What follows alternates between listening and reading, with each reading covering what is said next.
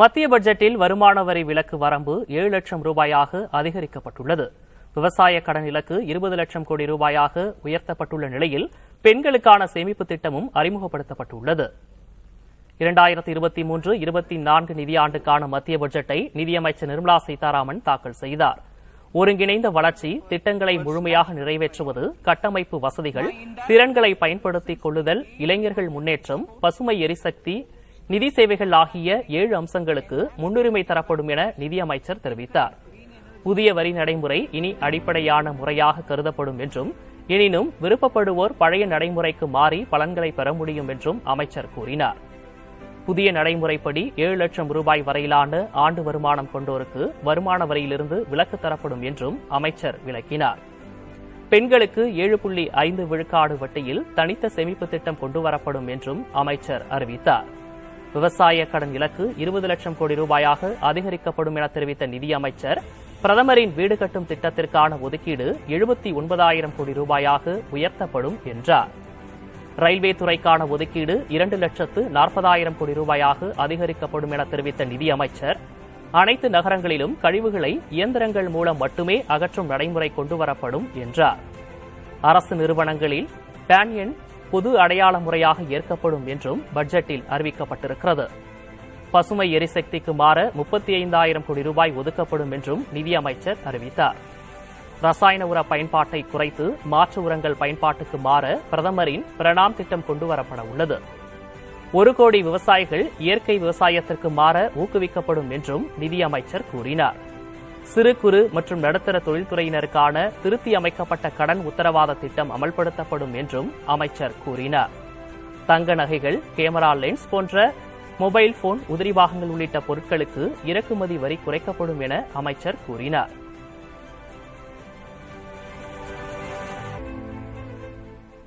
Budget குறித்து பிரதமர் நரேந்திர மோடி பேசி வருகிறார். நேரலையில் பார்க்கலாம்.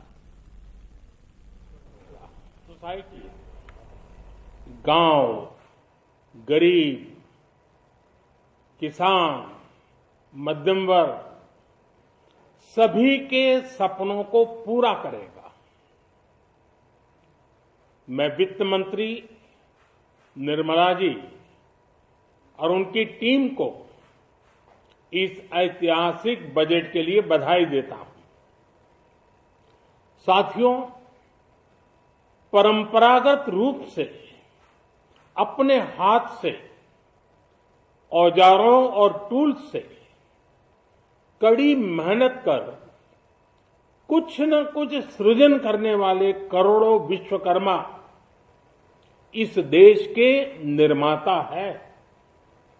लोहार, सुनार, कुम्हार, सुथार, मूर्तिकार, कारीगर, मिस्त्री, अनगिनत लोगों की बहुत बड़ी लंबी लिस्ट है।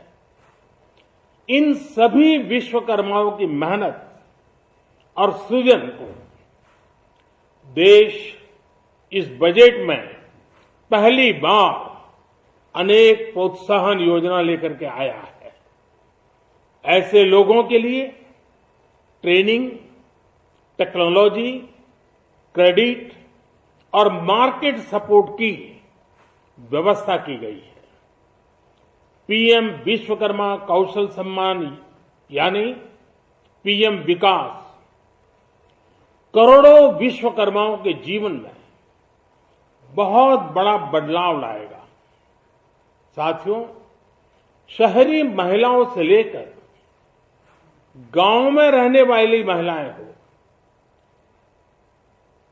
कारोबार रोजगार में व्यस्त महिलाएं हो या घर काम में व्यस्त महिलाएं हो, उनके जीवन को आसान बनाने के लिए बीते वर्षों में सरकार ने अनेक विध कदम उठाए हैं।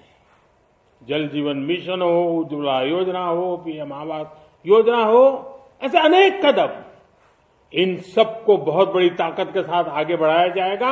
उसके साथ साथ महिला सेल्फ हेल्प ग्रुप एक बहुत बड़ा सामर्थ्यवान क्षेत्र आज भारत में बहुत बड़ी जगह अपने आप एक्वायर कर चुका है।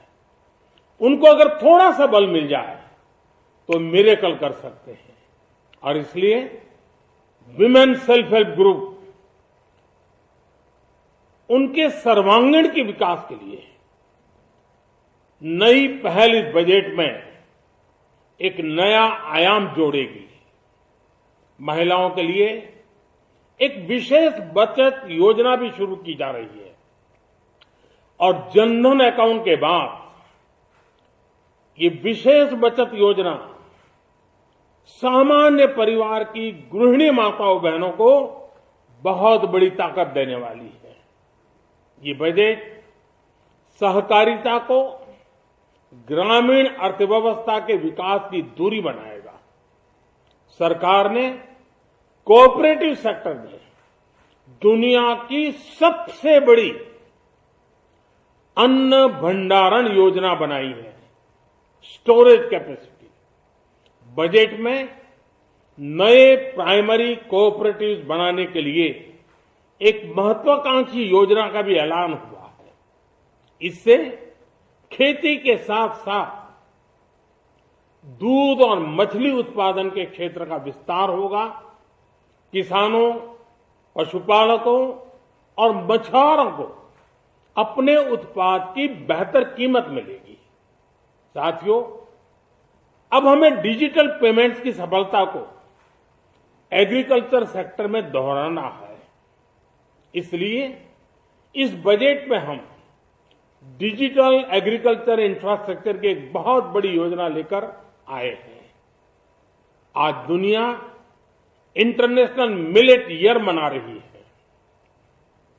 भारत में मिलेट्स के अनेक प्रकार हैं, अनेक नाम हैं। आज जब मिलेट्स घर घर में पहुंच रहा है, पूरी दुनिया में पॉपुलर हो रहा है, तो उसका सर्वाधिक लाभ भारत के छोटे किसानों के नसीब में है और इसलिए आवश्यक है कि नए तरीके से उसको आगे ले जाया जाए। इसकी एक नई पहचान, विशेष पहचान आवश्यक है। इसलिए अब इस सुपर फूड को श्री अन्न की नई पहचान दी गई है। उसके प्रोत्साहन के लिए भी अनेकविध योजनाएं बनाई गई हैं। श्री अन्न को दी गई प्राथमिकता से देश के छोटे किसानों, हमारे आदिवासी भाई बहन जो किसानी करते हैं, उनको आर्थिक संबल मिलेगा और देशवासियों को एक स्वस्थ जीवन मिलेगा। साथियों, ये बजट सस्टेनेबल फ्यूचर के लिए green growth, green economy, green energy, green infrastructure और ग्रीन जॉब्स को एक अभूतपूर्व विस्तार देगा। बजट में हमने टेक्नोलॉजी और न्यू इकोनॉमी पर बहुत अधिक बल दिया है। एस्पिरेशनल भारत आज road, rail, metro, port, waterways, हर क्षेत्र में आधुनिक इंफ्रास्ट्रक्चर चाहता है।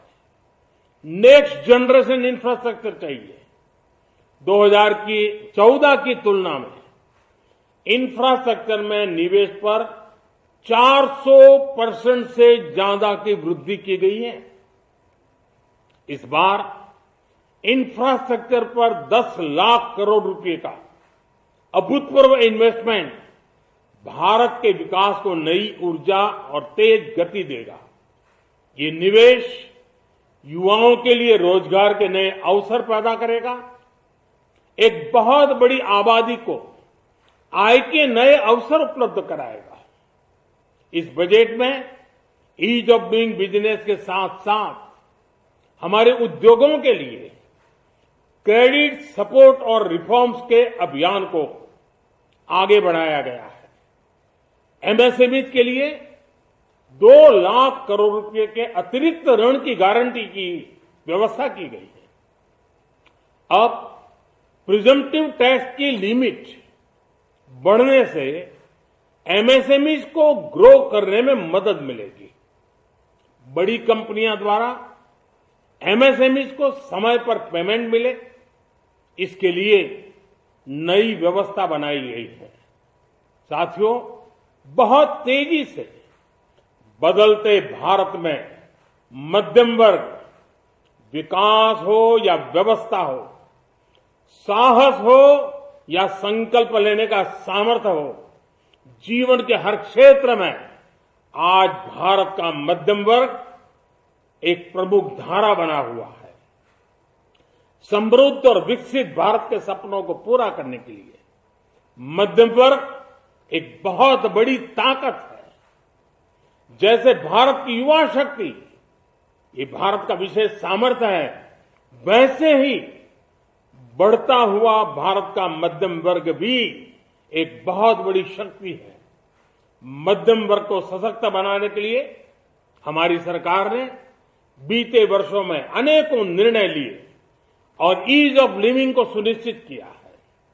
हमने टैक्स रेट को कम किया है, साथ ही प्रोसेस को सिंप्लीफाई, ट्रांसपेरेंट और फास्ट किया है।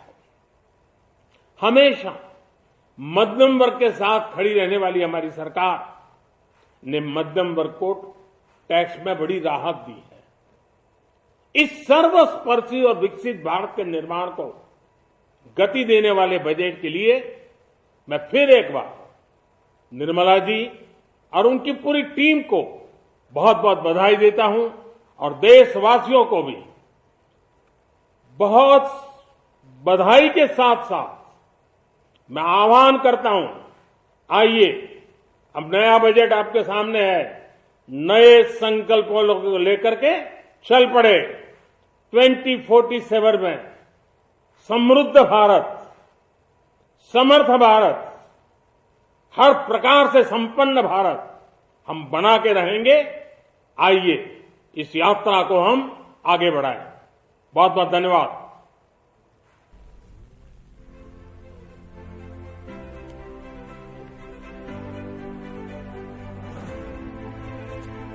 பட்ஜெட் குறித்து பிரதமர் நரேந்திர மோடி பேசி வரும் அந்த காட்சிகளை பார்த்து வருகிறோம். அதில் விவசாயிகள், நடுத்தர மக்கள், தொழிலாளர்கள் என அனைவருக்கும் பலன் தரும் பட்ஜெட்டாக அமைந்திருக்கிறது என்று பேசியிருக்கிறார். பெண்கள் முன்னேற்றத்திற்கான திட்டங்கள் மத்திய பட்ஜெட்டில் இடம்பெற்றுள்ளதாகவும் பிரதமர் மோடி பேசியிருக்கிறார். மகளிர் சுய உதவிக் குழுக்கள், கூட்டுறவுத்துறைக்கு போதிய அளவு நிதி ஒதுக்கீடு செய்தது பாராட்டத்தக்கது என்றும் பிரதமர் மோடி பேசியிருக்கிறார். கூட்டுறவுத்துறைக்கான நிதி ஒதுக்கீடு மூலம் கிராமப்புறங்களில் வேளாண்மை, சிறு தொழில்கள் மேம்படும் என்றும் அவர் பேசியிருக்கிறார்.